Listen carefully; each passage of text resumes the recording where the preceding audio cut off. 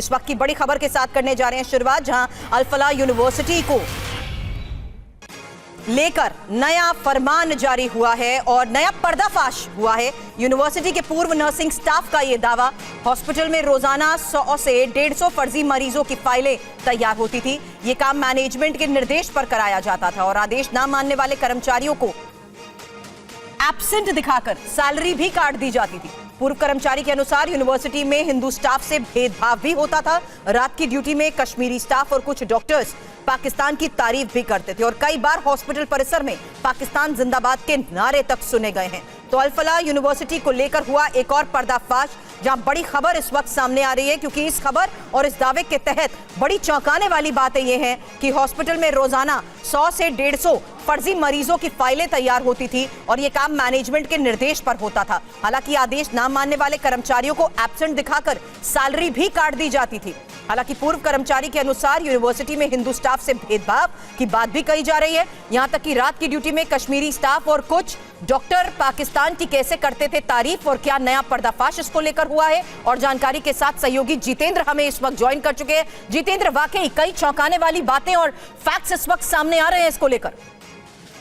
जी बिल्कुल, देखिए अल फलाह यूनिवर्सिटी को लेकर लगातार तफ्तीश की जा रही है। फरीदाबाद पुलिस के साथ साथ एनआईए ने भी अपनी तफ्तीश शुरू की है। ईडी भी अलग मनी ट्रांजैक्शन को लेकर तफ्तीश करी, लेकिन तफ्तीश के दौरान ये अहम खुलासा हुआ कि तकरीबन 150 के करीब फर्जी मरीजों की पर्चियां रात को काटी जाती थी।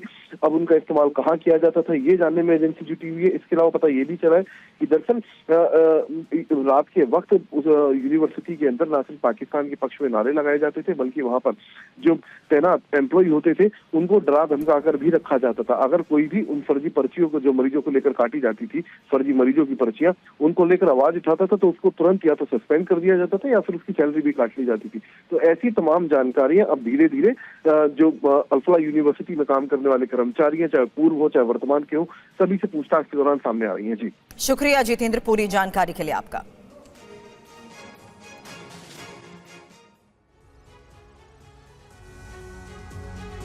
और वहीं अल फलाह की पूर्व कर्मचारी ने क्या दावा किया है, यह रिपोर्ट भी आपको देखनी चाहिए। सैकड़ों किलो विस्फोटक मिलने और दिल्ली ब्लास्ट के बाद सुर्खियों में आई अल फलाह यूनिवर्सिटी को लेकर रोज नई जानकारियां सामने आ रही हैं। जैसे जैसे दिल्ली ब्लास्ट की जांच तेज होती जा रही है, इस यूनिवर्सिटी से जुड़े कई मामलों का पर्दाफाश होता जा रहा है। गरीब का मुफ्त इलाज कराने का दावा करने वाली इस यूनिवर्सिटी का राज एक एक कर खुलता जा रहा है। जांच में ये पता लगा है कि अल फलाह यूनिवर्सिटी में रोजाना 100 से 150 फर्जी मरीजों की फाइलें तैयार की जाती थी। ये फर्जी फाइलें यूनिवर्सिटी मैनेजमेंट के आदेश पर तैयार कराई जाती थी। अगर मैनेजमेंट के आदेश का कोई भी कर्मचारी पालन करने से इनकार करता था तो उसे सजा दी जाती थी। फरमान को न मानने वाले कर्मचारियों को गैर हाजिर दिखाकर उनकी सैलरी काट दी जाती थी। यूनिवर्सिटी के पूर्व कर्मचारी का दावा है कि यहाँ काम करने वाले हिंदू कर्मचारियों के साथ भेदभाव किया जाता था। रात की ड्यूटी में कश्मीरी स्टाफ और कुछ डॉक्टर पाकिस्तान की तारीफ करते थे। कई बार अस्पताल परिसर में पाकिस्तान जिंदाबाद के नारे भी लगाए जाते थे। दावा किया जा रहा है यूनिवर्सिटी के कुछ स्टाफ पाकिस्तान का समर्थन करते थे और भारत विरोधी गतिविधियों में शामिल थे। और इस वक्त की एक और बड़ी खबर, भावनगर के पैथोलॉजी लैब में आग लग गई। गुजरात का ये मामला, खिड़की से निकाले गए नवजात 15 से 20 लोगों को रेस्क्यू किया गया। कॉम्प्लेक्स में मौजूद 3 से 4 अस्पतालों तक आग पहुंच गई। इतनी भीषण आग यहां पर लगी। आग को बुझाने में 5 फायर फाइटर्स और 50 से ज्यादा कर्मचारी लगे। आग की शुरुआत ग्राउंड फ्लोर से हुई, जो धीरे धीरे बिल्डिंग तक फैल गई और कॉम्प्लेक्स में मौजूद 3 से 4 अस्पतालों को अपनी चपेट में ले लिया। कॉम्प्लेक्स के अस्पताल में मौजूद अलग अलग फ्लोर्स को अपनी चपेट में इस आग ने ले लिया। बिल्डिंग में 4 अस्पताल और कई दुकानें। आग के फैलते ही फर्स्ट फ्लोर के हॉस्पिटल की खिड़की तोड़कर नवजातों को चादर में लपेटकर बाहर निकाला गया।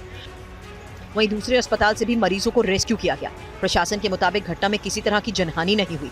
इमारत से धुआं फैलने की वजह से मरीजों को दूसरी जगह शिफ्ट किया गया।